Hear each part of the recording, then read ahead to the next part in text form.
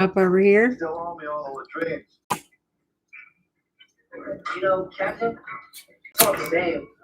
I just prefer Roby or Chavez. And I kind of went over this topic more yesterday because that's mostly when I was thinking about it. It was yesterday and stuff like that. But I figured I'd mostly go over this video for you guys on YouTube because, for one, I haven't done a video in a minute, and two, just keep y'all updated on what all's been going on, really. But as some of y'all know, I've been in and out of the hospital the last couple of weeks for my seizures. Nothing else. My seizures, as always. The only difference really this time is that they removed me off of all of my epilepsy medication and stuff, which I have both. I have epilepsy as well as conversion disorder. The main issue that I had the other day, last time that I went to the hospital for my seizures, last time I went, they were pretty rude about everything. They didn't really do anything. Got a bag of fluids. That was it. I was just told I was really dry. They even stated it just like that, like I'm supposed to fucking know what that means. But that's all. I'm dry. Okay. My main issue was, it wasn't even the fact that I had to sit in the lobby because, you know, I understand there's a hospital, there's other sick people there besides just me. You know what I mean?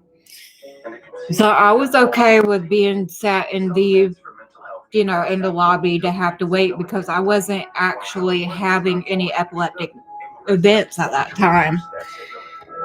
But the issue was I did have 2 events while in the lobby. The only reason I know that is because the front desk lady let me know, like, hey, you know, you just had a moment. I watched you. You're good, though. My thing about that is, for one, you don't really know whether you can't know that they're not epileptic or epileptic if you're not in the room or you're not paying attention to me. You know what I mean?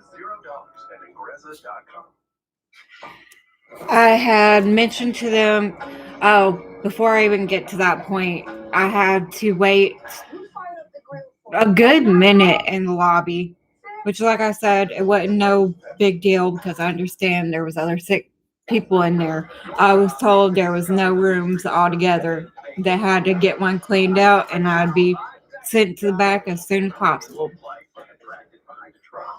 And I was okay with that because my blood pressure was fine at the time. I wasn't slobbering all down my face. I wasn't having no twitching going on at the moment. I was doing okay. I was aware. I was there. I was okay to sit in a wheelchair and then watch me. But then there was a man that had came in shortly after me who was there just for some coughing or something like that. And they had made the comment, oh, well, there's nothing wrong with her, so you can go on back. Didn't you just mention the fact of me having several episodes in your lobby? That kind of sounds like an issue to me. But I discarded that because, like I said, there's other sick people there. It's a hospital. So I'm like, you know what? I'm just going to ignore that. Because maybe there is something else going on besides just his cough going on. Maybe he's got some pneumonia or something terrible going the fuck on. I don't know. But I noticed that he had walked out before I even went back there. So they got him done and out of the way. So that got my temper up a little bit. I had even messaged my old man that I was close, so ready to leave. Because if I wanted to continue to suffer with my seizures, I would have just stayed at home. I could have dealt with that at home if I wanted to continue to suffer. That wasn't the case. So they went ahead and took me back after like about 2 hours waiting in the lobby, which I was okay with. I didn't, I wasn't rude with them. I didn't cuss them out, nothing like that. I totally understood. As soon as I get back there, I let them know, hey, I've been having auras off and on since being here. I've had several since being here. All right, Ariel, we'll be in here in a few minutes and, we'll see what's going on. All right, gotcha. About the third time after letting them know that I was having an aura, they're like, you know what? Well, you're not seasoned, so you're good. Try to hold off because we're trying to get an IV. Um, all right, I think I can try to do that. You're trying to get an IV, so I get it. Be still because gonna blow your veins if not. But when it came to it, I had another aura once again, and it was several minutes before them coming in there. I do remember that. And I don't know whether I had a full blown episode or not. I do remember going out for a few minutes, waking up and looking down, and I wet myself. So I'll let them know about that. I'm like, hey, I think I just had an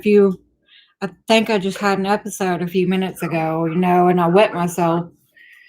I don't I don't want to sit in it. That's really nasty. I can get a lot of infections and stuff like that. But as soon as I told them, all I got was attitude, straight up. Well, we don't do that here. We get up and go to the bathroom. We don't straight cath you or nothing. Here's your cup. Get up and go to the bathroom. All right. I need a second so I can get my bearings together so that I can, get my feet up under me. Like I said, I just had a moment. Don't know whether it was epileptic. Don't know whether it wasn't. I don't even know if I even had an episode like that. Like I said, I just noticed that I woke up, I wet myself, so I let them know. And they were pretty rude about it.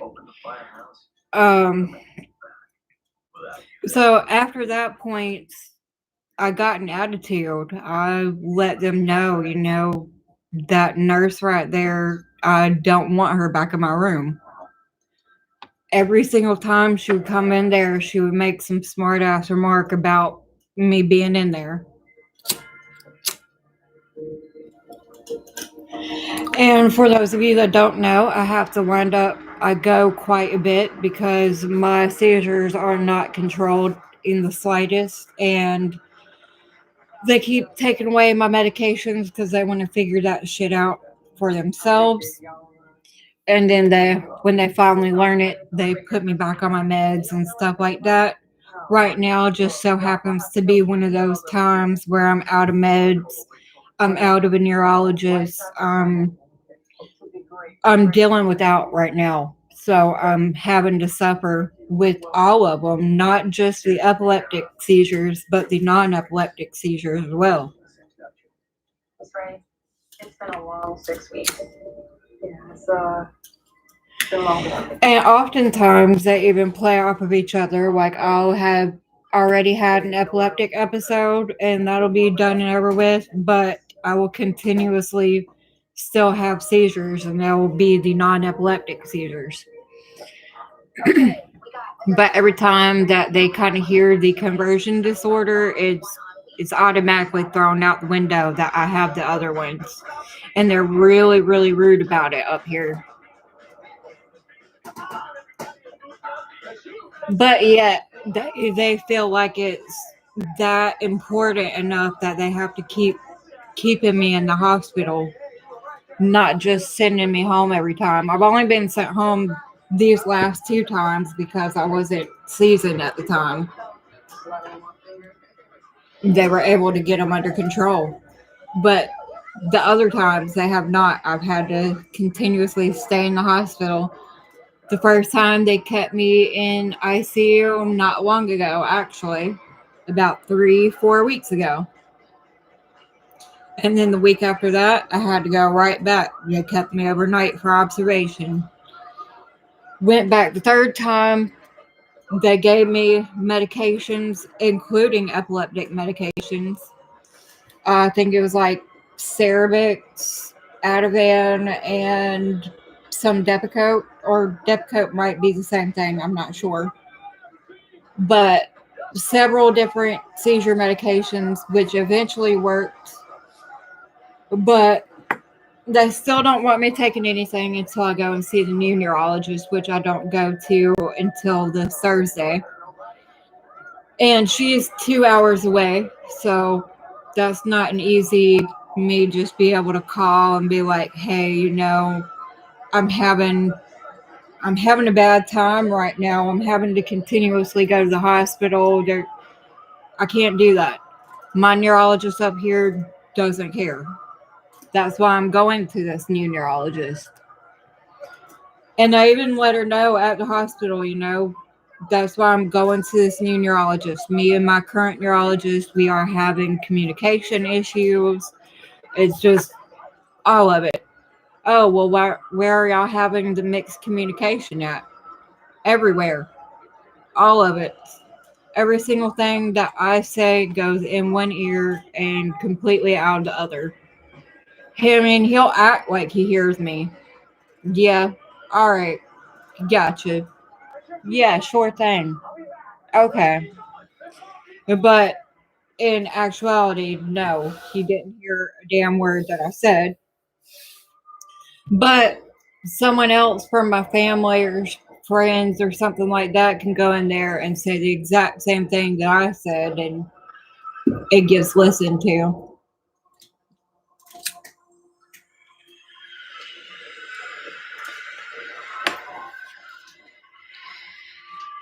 Oh, and I'll go ahead and get to the embarrassing part while I'm on here and everybody else is on here too. But you see where I got these sores and stuff on my arm? No, it's not from doing drugs. I can assure you that that's probably, I can get the idea where people would think that, but it's actually from anxiety where I sit there and pick at my skin from not doing anything else. That's the only thing that I have found to be able to help with my anxiety. But that's not my point. My point is when going to the ambulance, they had made some smart ass comments about that. They had asked, they did their job, which they're supposed to, like, hey, is she on anything? Did she take anything? So forth, like that. They were told multiple times, not even by me. I wasn't aware during that time. But my old man had let them know that, I don't do that stuff. The only thing that I do is marijuana. That's it. And they're like, all right, yeah, sure. And then the whole entire way, I could hear them sit there talking about me being a meth head and stuff like that. Like I said, I'm okay with people having their opinions. They have the right to that. They have the right to have their own opinions. And like I said, I can understand where people would get the idea and they would think that I do. Because that's what they do. They sit there and they pick at their skin and stuff like that. And also, I don't have any teeth either. So one would assume that I do, but I don't. And they should know this because I've been to the hospital multiple times just this past week. So they should know that 100%. And it was the same one that had previously dealt with me this past week. Back for a limited time, only at Zaxby's. Redeem rewards. And then, not to even mention, the whole time they had some cuss words and stuff, which is, once again, I'm fine with that too. We're all adults. It slips up sometimes. But no, the whole entire way, everything that I heard out of their mouth was just fuck, shit, damn, fuck. I mean, Y'all are on a job right now. Y'all should not be sitting there, especially cussing at me when I can't help it. I understand it's frustrating. That's why I go. So I don't have to deal with it anymore. Y'all can help me. But they couldn't, and they're assholes about not being able to help me instead of just, hey, calm down, we're here, but we can't really help you like that. I would have got that just fine. Like, hey, all right, cool. We'll just sit here for a minute and do some deep breaths or something. I mean, shit, talk me through it. Tell me what I can do to make it better. That's all I need you for. Tell me how to make it better so that I can calm down and stop seizing and or whatever you want to call it. Because the thing about conversion disorder, you guys, is conversion disorder is basically it converts your your mental health, your emotions and stuff, and converts them into physical symptoms like seizures or sometimes paralysis for some people. Major foot drop for 2 weeks. A major foot drop for 2 weeks. Maybe yours. They're copying For me, I mean, that doesn't, not necessarily everybody, but that's another good example. Just basically anything that comes out as a physical symptom is what conversion disorder is. It converts your emotions to a physical thing. Like, basically, the best way that I can explain it is that my brain has gotten so good at just hiding things in the background instead of, like, how sometimes you get the feeling of wanting to punch somebody in the throat? Like, you know what? God, I'm so tired of you. I just want to punch you in the throat. But, that part in your brain, that it's wrong. You can't punch people in the throat. That's not what you're supposed to do. You're not supposed to touch people like that. Still feel it. But you still feel it. You still feel those emotions 100%. And instead of punching somebody in the throat, that's what conversion disorder does. Instead of me punching somebody in the throat, it just shoves it deep in my brain. And at some point, it has to come out. And that is the way that it comes out, as a seizure or as me fainting, or like I said, as a foot drop thing. Or whatever. It can be anything. Can be anything physical. Even me throwing up, that has been a thing.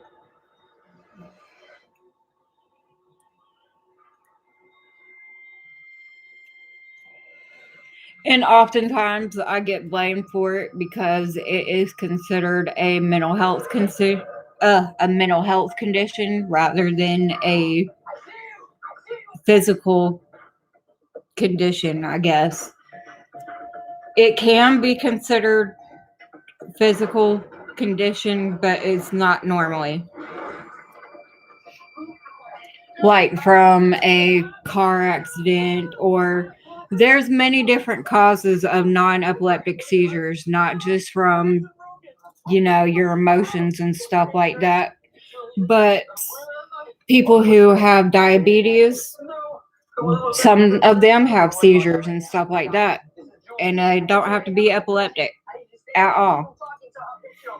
And I understand that most of the doctors, that's what they're trying to get at. Like, hey, we can't figure it out what's going on, but they're not epileptic. And I was cool with that. I'm all right with that. That means that at some point I can get better. Thank you. But what I'm not cool with is just doing one test and we're done with it. That's it. It doesn't work like that. I wish it did. I've had this condition, both of them, for over 10 years now. So I know how it works. It don't work like that. It's not that easy. If it was, we would have had it figured out by now.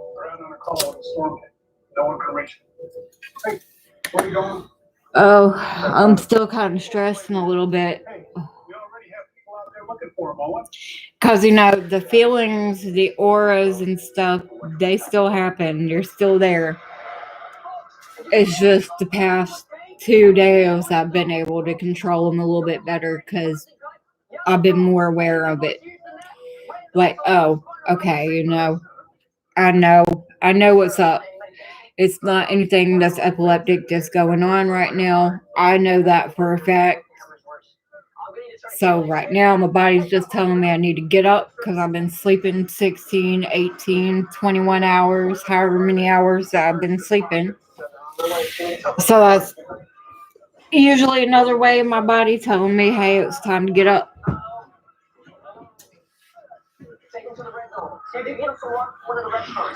But lately, I don't want to deal with it. I'm tired of dealing with it. I'm tired of fighting with it. I'm tired of doing.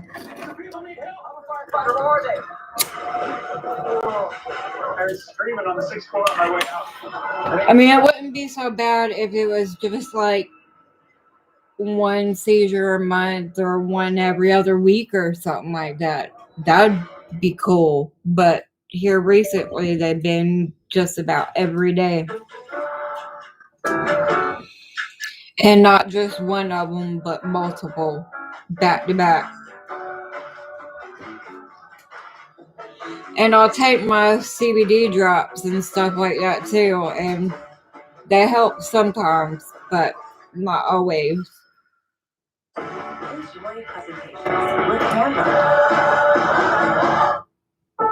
Introducing the Lowe's List, a selection of our most innovative picks. But I go to Emory here Thursday, and we're going to be talking about some stuff. We're going to be talking about all of it, but I feel like I have a lot more to say to her than I'll have time for this visit. So we'll probably have to do it a couple of visits. Get ready for summer with 50% off. But I just found it pretty sad that I have to find somebody 2 hours away that's willing to actually take care of me. The hospital that is not the closest one to us, but the second closest, about like 25, 30 minutes from here. They usually do a pretty good job of taking care of me, but they're not exactly close by the house. I ignored them, but when the movements in my hands and feet started throwing me off the work. But maybe it'll be worth going 2 hours out of the way to go to a neurologist. That'll hopefully do something about it. I don't know. But the main reason why they want me to go and see her is because she also deals with conversion disorder also. So we should be getting both dealt with at the same time. Rather than just having to go to see multiple doctors for this one thing. And they're not communicating with each other. Yeah, and they haven't been communicating with each other at all, which they're supposed to. Which makes you every suffer. time. And that's what makes me suffer every time. Even the hospitals haven't been communicating with each other or anything like that. Departments in the same hospital. I mean, this last time that I went to the hospital, they didn't even know that I went to ICU or anything like that until I told them. And it was the same hospital, the same system. Not the same hospital, but the same system. But how can y'all not know? I've been in here 3-4 times in the last 3 or 4 weeks. So how can y'all not know?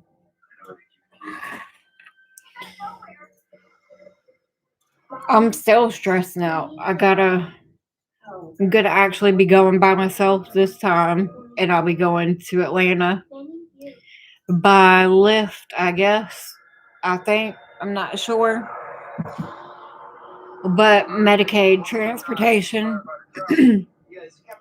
I don't really trust Lyft like that because, you know, I've heard too many stories about them. I know most of them just want to get paid and stuff like that too, but I'm nervous as shit. I'll be going 2 hours away from the house. If it was just like a few minutes away from the house, it wouldn't be so bad. Hello, how are you? But this time is not so close to the house. My old man won't be with me this time, so I won't have that protection with me in case if something were to happen.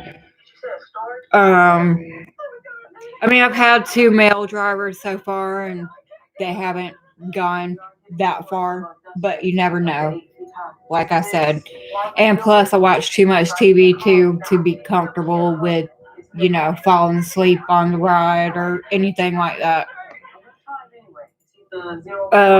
So I may wind up taking my phone. Well, of course, I'm gonna be taking my phone, but I may take my tablet and stuff too, so I can keep myself busy.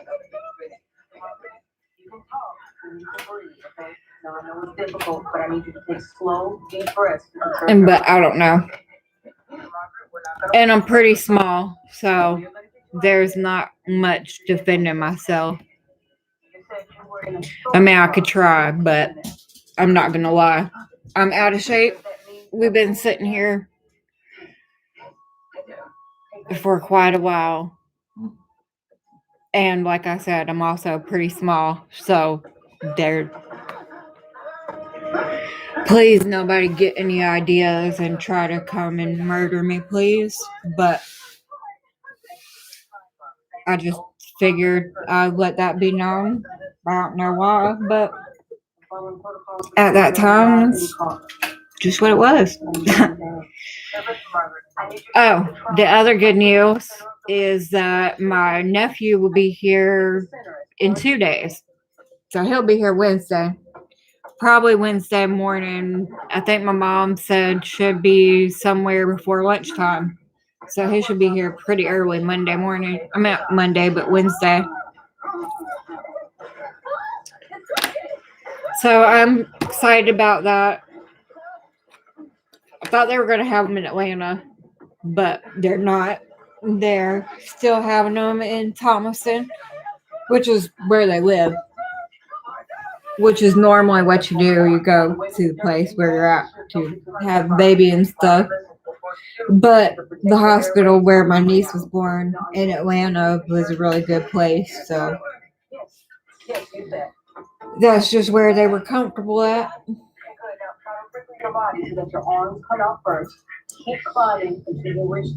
But I am about to get off here soon, you guys, because I am running out of stuff to talk about. But thank you guys for coming in and watching me and talking to me for a few minutes for those of you who did.